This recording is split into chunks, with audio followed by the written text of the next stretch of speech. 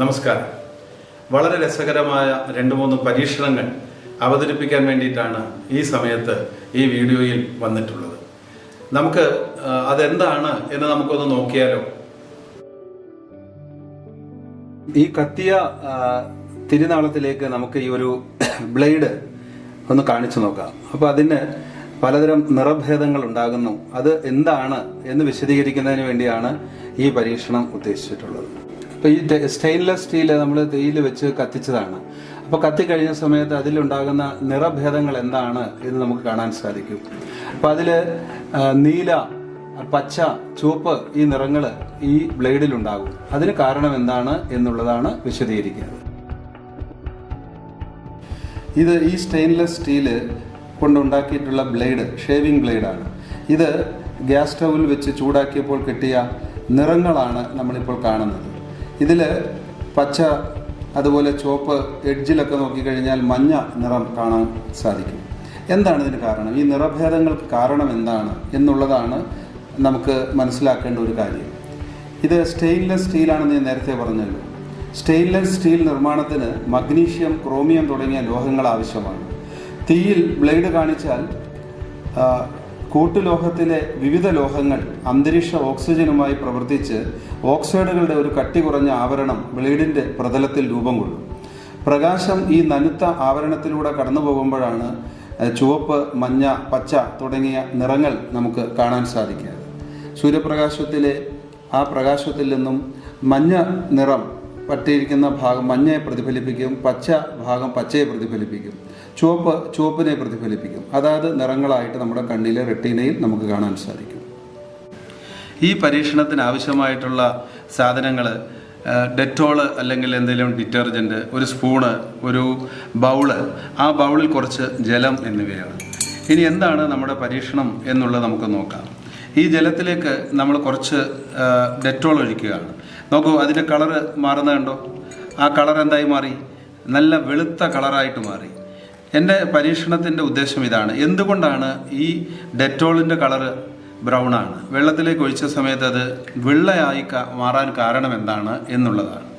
ഇപ്പോൾ ഈ ഡിറ്റർജൻറ്റിലാണെങ്കിലും അല്ലെങ്കിൽ ഡെറ്റോളിലാണെങ്കിലും ഡെറ്റോളിൻ്റെ അല്ലെങ്കിൽ ഡിറ്റർജൻറ്റിൻ്റെ ചെറിയ തന്മാത്രകളുണ്ട്. അത് ജലവുമായി ചേർന്ന് ചെറിയ തുള്ളികളായിട്ട് മാറും. ആ തുള്ളികളിലേക്ക് സൂര്യപ്രകാശം അടിക്കുന്ന സമയത്ത് അത് എല്ലാ നിറങ്ങളെയും പ്രതിഫലിപ്പിക്കും. അതുകൊണ്ടാണ് ഈ വെളുത്ത നിറമുണ്ടായിരിക്കുന്നത്. ഇതേപോലെയാണ് ശരിക്കും പറഞ്ഞാൽ ആകാശത്തിലേക്ക് നമ്മൾ നോക്കുന്ന സമയത്ത് വെള്ളമേഘം കാണാൻ പറ്റില്ലേ? വെള്ളമേഘത്തിലും ഇതേപോലെയാണ്. വെള്ളമേഘത്തിൽ ജലതന്മാത്രകളാണ്. ആ ജലതന്മാത്രയിലേക്ക് മോളിക്യൂൾസിൻ്റെ എണ്ണം വലിപ്പം കൂടുമ്പോൾ, അതിൻ്റെ തരംഗദൈർഘ്യം കൂടുമ്പോൾ സ്കാറ്റർ ചെയ്യും, തട്ടി പ്രതിഫലിക്കും. എല്ലാ violet, IndiGo, blue, green, yellow, orange 7 നിറങ്ങളും ഒരേപോലെ പ്രതിഫലിക്കുന്നത് കൊണ്ടാണ് വെള്ള നിറം മേഘങ്ങൾക്കുണ്ടാവാൻ കാരണം. അപ്പോൾ മേഘങ്ങൾക്ക് വെള്ള നിറം ഉണ്ടാവാൻ കാരണം എന്താണ് എന്നുള്ളത് ഈ ഒരു ചെറിയ പരീക്ഷണത്തിലൂടെ നമുക്ക് കുട്ടികൾക്ക് മനസ്സിലാക്കി കൊടുക്കാൻ പറ്റും എന്നുള്ളതാണ് ഈ പരീക്ഷണം കൊണ്ട് ഞാൻ ഉദ്ദേശിച്ചത്. മറ്റൊരു പരീക്ഷണത്തിനുള്ള സാധന സാമഗ്രികളാണ് ഈ പ്ലേറ്റിൽ സജ്ജീകരിച്ചിട്ടുള്ളത്. എന്തൊക്കെയാണ്? ഇതെല്ലാം സോപ്പുകളാണ്. പല നിറത്തിലുള്ള സോപ്പുകളാണ് ഇവിടെ കാണാൻ പറ്റുന്നത്. പച്ച, നീല തുടങ്ങിയ സോപ്പുകൾ. അതേപോലെ വിവിധ കളറിലുള്ള പേനകളും ഇവിടെ സജ്ജീകരിച്ചിട്ടുണ്ട്. ഈ പരീക്ഷണത്തിലൂടെ എന്തുകൊണ്ടാണ് ഈ ഭാഗം ചുവന്നിരിക്കുന്നത്, ഇത് ഭാഗം കറുത്തിരിക്കുന്നത്, ഇതെന്താണ് വെളുത്തിരിക്കുന്നത്? ഈ സോപ്പ് വെള്ളത്തിൽ ലയിപ്പിച്ച് കഴിയുന്ന സമയത്ത് ഏത് സോപ്പാണെങ്കിലും, ഏത് നിറത്തിലുള്ള സോപ്പാണെങ്കിലും നമ്മൾ കുളിക്കുമ്പോൾ, നമ്മൾ ശരീരത്തിൽ തേക്കുമ്പോൾ അത് വെളുത്ത പതയായിട്ടാണ് വരുന്നത്. എന്താണ് ഇതിന് കാരണം എന്നുള്ളതാണ് ഈ പരീക്ഷണത്തിലൂടെ ഞാൻ വിശദീകരിക്കാൻ ഉദ്ദേശിക്കുന്നത്. സോപ്പ് വെള്ളത്തിൽ പതച്ച ജലമാണ് ഇതിലേക്ക് ഞാൻ ഒഴിക്കുന്നത്. അപ്പോൾ അതിൽ നമുക്ക് പത കാണാൻ സാധിക്കും. നോക്കൂ, ഈ പതയുടെ കളറ് വെള്ളയാണ്. അപ്പോൾ എന്താണ് വെളുത്തിരിക്കുന്നത്? ഈ സോപ്പ് നമ്മൾ ദേഹത്ത് തേക്കുന്ന സമയത്തും ഇതേപോലെ വെളുത്ത പത ഉണ്ടാകും. അതിന് കാരണം എന്താണ്?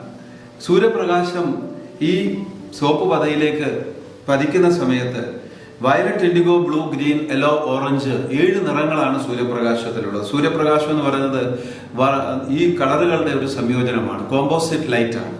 അപ്പോൾ 7 നിറങ്ങളെയും ഇത് പ്രതിഫലിപ്പിക്കും. അതുകൊണ്ടാണ് ഇത് വെളുത്തിരിക്കുന്നത്.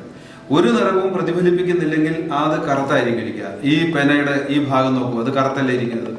ഒരു നിറത്തിനെയും പ്രതിഫലിപ്പിക്കാത്തതുകൊണ്ടാണ്. എല്ലാ നിറങ്ങളെയും പ്രതിഫലിപ്പിക്കുന്നതുകൊണ്ടാണ് ഈ ഭാഗം വെളുത്തിരിക്കുന്നത്, പത വെളുത്തിരിക്കുന്നത്. അപ്പോ ഇതിന്റെ നിറം ചുവന്നിരിക്കാൻ കാരണം എന്താ? ഇത് ചുവപ്പിനെ മാത്രമേ പ്രതിഫലിപ്പിക്കുന്നുള്ളൂ. ബാക്കിയുള്ള 6 നിറങ്ങളെ ഇത് ആഗിരണം ചെയ്യുകയാണ് ചെയ്യുന്നത്. അപ്പൊ നമ്മുടെ കണ്ണിൽ ഇതിൽ നിന്ന് സൂര്യപ്രകാശത്തിൽ നിന്ന് വരുന്ന റെഡ് മാത്രമേ നമ്മുടെ റെട്ടീനയിൽ എത്തുള്ളൂ. റെട്ടീനയിൽ ചുവന്ന കളർ എത്തുന്നത് കൊണ്ട് നമുക്ക് ചുവന്നതായിട്ട് തോന്നും. ഇതിൽ നിന്ന് സൂര്യപ്രകാശത്തിലെ ഗ്രീൻ കളർ, പച്ച നിറം മാത്രമേ നമ്മുടെ കണ്ണിലേക്ക് എത്തുള്ളൂ. അതുകൊണ്ട് ഇത് പച്ച കളർ. ഈ ഭാഗത്തു നിന്ന് എല്ലാ കളറും വരും, അതുകൊണ്ട് ചുവന്നിരിക്കും. ഈ ഭാഗത്തു നിന്ന് സൂര്യപ്രകാശത്തിലെ മഞ്ഞ മാത്രമാണ് റിഫ്ലക്റ്റ് നമ്മുടെ റെട്ടീനയിലേക്ക് എത്തുന്നത്. അതുകൊണ്ട് ഈ ഭാഗം മഞ്ഞ കളറിൽ കാണും. അതേസമയം ഈ പേന നോക്കൂ, ഈ പേനയുടെ ഈ ഭാഗത്തിന്റെ നിറം നീലയാണ്. അപ്പൊ ഇവിടുന്ന് നീല നിറം മാത്രമാണ് നമ്മുടെ കണ്ണിലേക്ക് എത്തുന്നത്. നീല ഒഴിച്ചുള്ള ബാക്കി 6 നിറങ്ങളും ഇത് ആഗിരണം ചെയ്യുന്നു. അതാണ് ഈ നീല നിറത്തിന് കാരണം. അപ്പോ പത വെളുത്തിരിക്കാൻ കാരണം എല്ലാ വർണ്ണങ്ങളെയും പ്രതിഫലിപ്പിക്കുന്നതുകൊണ്ടാണ്. ഇതൊക്കെ ചുവപ്പിനെ പ്രതിഫലിപ്പിക്കുന്നുണ്ട്, ചുവപ്പ്, പച്ച, അങ്ങനെയാണ് ഈ ഒരു നിറഭേദം ഉണ്ടാവാനുള്ള കാരണം.